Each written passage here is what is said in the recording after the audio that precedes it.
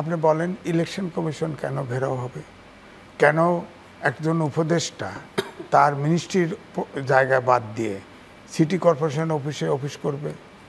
হ্যাঁ, এবং সচিবালয় পুড়ে গেল না, হ্যাঁ, জায়গা যদি মানে সংকুলন না হয় সেটা করতে পারে না? কতদিন আগে পড়ছে সংকুলন? আগে মিনিস্টার বসতেই পারে, অসুবিধা নাই। চাঁদেও বসতে পারে, হেলিকপ্টার যখন 6 দিনে 18 বার চলে চাঁদেও বসতে পারে, সমস্যা নাই। হেলিকপ্টার সারাক্ষণ উঠতে থাকলো, সমস্যা নেই, ওখানেও অফিস করতে পারে, সমস্যা নেই।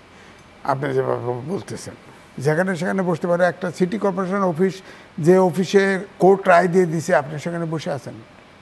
এলজিআরডি উপদেষ্টা, আপনি কোর্টের রায় মানছেন না, তারপরে আপনি না হলে কোর্টে যাবেন।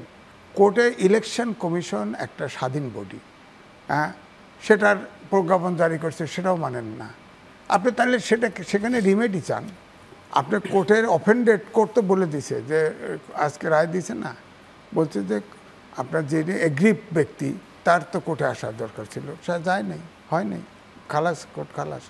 এখন আমার বক্তব্য হচ্ছে এগুলো অনেকটা সারা দেশে, এই জন্য এই বলে যে সেনাপ্রধান যে বক্তব্য দিচ্ছে এটার সাথে কিন্তু রিলেটেড আছে।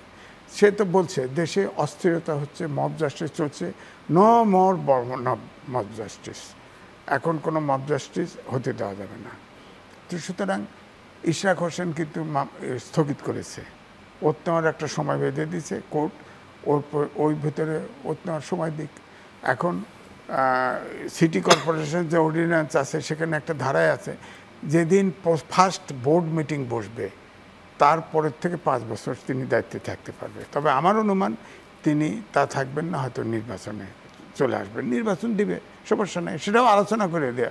হুট করে আবার ফের ওত নেওয়ার পরে হুট করে ইলেকশন ঘোষণা করে দিবে এক্সিকিউটিভ অর্ডারে, আমরা তো সেটা এক্সপেক্ট করতেছি না।